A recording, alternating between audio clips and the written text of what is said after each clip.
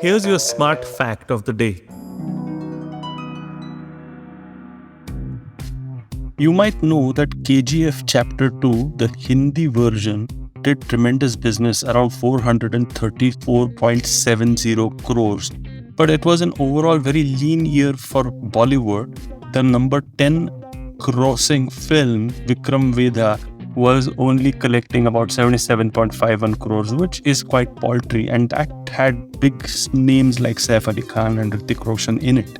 So, welcome to Smarter With Sid, and in this episode, what we are going to try and figure out is what is the future of the masala movie, and is there any lesson for us, especially for those of us in marketing who have to make media-oriented decisions or just understand how technology is changing the way in which media is being consumed. Let's go. I just read a recent interview of Hrithik Roshan in Rediff, I think, and what he was saying was maybe my fans don't expect movies like Vikram Vedha to be done by me. Now, that was a masala movie, but it was more on the intellectual side, and it was stylized to an extent wherein, you could appreciate the intelligence behind it, quite unlike a lot of other masala films, which we have come to associate with a lot of mindless fun. So Vikram Vedha had this whole story, and I'm not going to get into why I like the movie, which I did, to be honest. But he said maybe my fans don't expect me to play some things like this because it doesn't work well from a budget perspective. Because if a star like Hrithik Roshan is supposed to draw in fans by the bucketful, he needs to cater to a formula.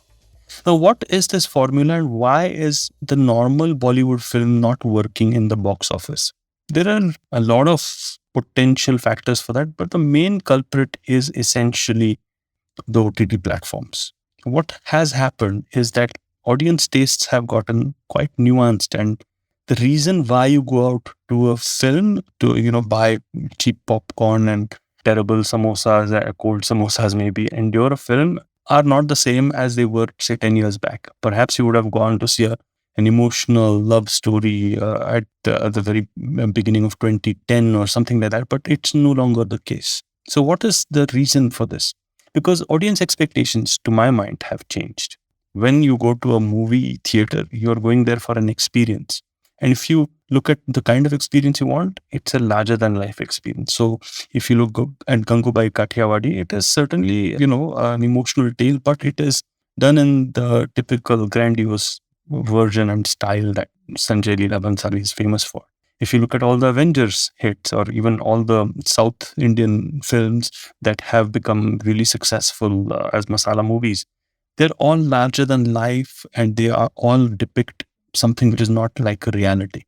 On the other hand, if you look at the OTT platforms, whether it's Netflix or Amazon Prime or the rest of it, it is quite likely that they are conveying all those nuances. Sometimes movie is not made, but an entire series is made, and it captures a lot of nuances and emotional storytelling and the rest of it. Because what audiences like us are realizing is that we don't mind seeing emotional stuff in the privacy of our bedrooms, right? When we go out to the theater, we expect a spectacle. Now, I'm sure that you must have had conversations about stuff like this, and a lot of discussions around movies and the reason why they're failing have been bandied about. And sure, sometimes the year is just full of lousy movies, and that can be a factor too. But what is the lesson, especially if you're looking at understanding media and evolving media and taste in 2023 and how it impacts us? Now, if you look at the way in which this is impacting us, I would propose moving out of the current context and taking a step back. So the step back that I want us to take is go to, let's say, theaters as in plays. And when you look at plays, what you notice is that plays are not really working very well unless and until they are a remake of a film, a popular film maybe, especially where I'm living right now in London, right? So Mamma Mia or anything like that is made into a play. Now, plays were old technology, so therefore any way in which you can revive them is by making it bankable, so therefore relatable, so therefore they're connecting to big movies. Now, if I look at the way in which plays are, the acting in a play is very different from the acting in a film, and the format, the technology actually has changed the way in which performances are being delivered. Not just actor performances, but even directorial or script writing, all has changed. Now, If you take another example, take Modern Family, I think it was the first major series of its kind which did not use a laugh track. The moment it changed, we kind of realized that anything with a laughter track was kind of dated. So whenever there is a technological change, it does have an impact on the increase in sophistication of the consumption of said film or said series or whatever it is. So now we are at an inflection point wherein we are moving to a place wherein OTT platforms and YouTube are determining how we are looking at media and how we're consuming media. So the sophistication is coming from there. So I'm listening to a Lex Fridman podcast, or I'm listening to somebody else's YouTube channel, maybe Chris Williamson's YouTube channel, or I'm, kind of connecting to true crime serial on Netflix. Those are the sensibilities that I am looking forward towards enjoying. Now, this essentially means that whenever I'm going out to the theater, I am expecting something completely different.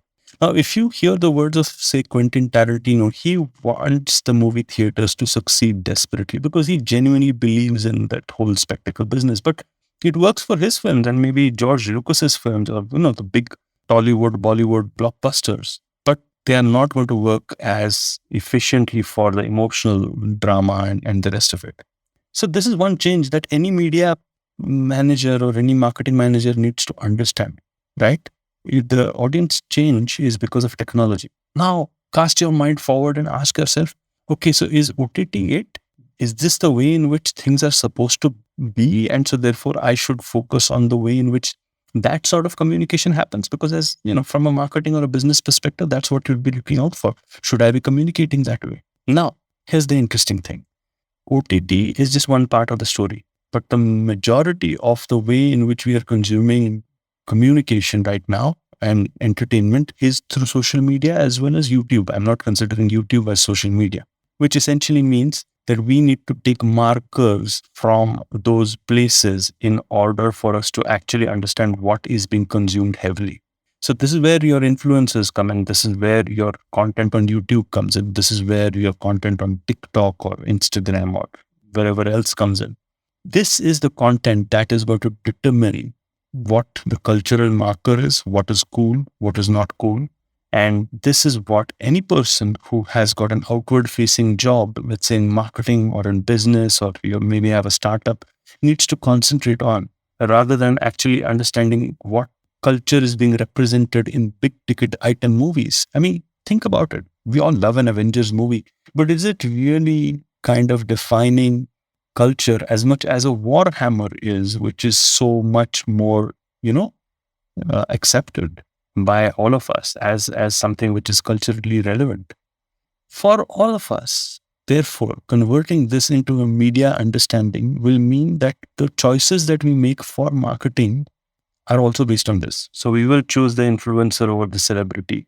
We will choose the social medium over OTT. We will choose OTT over theaters and movies themselves will change. And that is why Vikram Vedha will not work a movie theater, because it is too intellectually sound. Perhaps it would have had a better run of it if it had been done as a series on Netflix, maybe the original Vikram Vedha way. Who knows, right? These are just random thoughts, but random thoughts with an intention to try and figure out the smart principle behind it. I hope you like this episode of Smarter With Sid. Many more to come from where this one came from. And if you like this episode, do like and subscribe to this podcast. And of course, if you like me, I'm the traveling professor. Connect with me on LinkedIn or on Instagram. And hey, check out all the other stuff that IVM's got going for you. On that happy note then, on that happy note.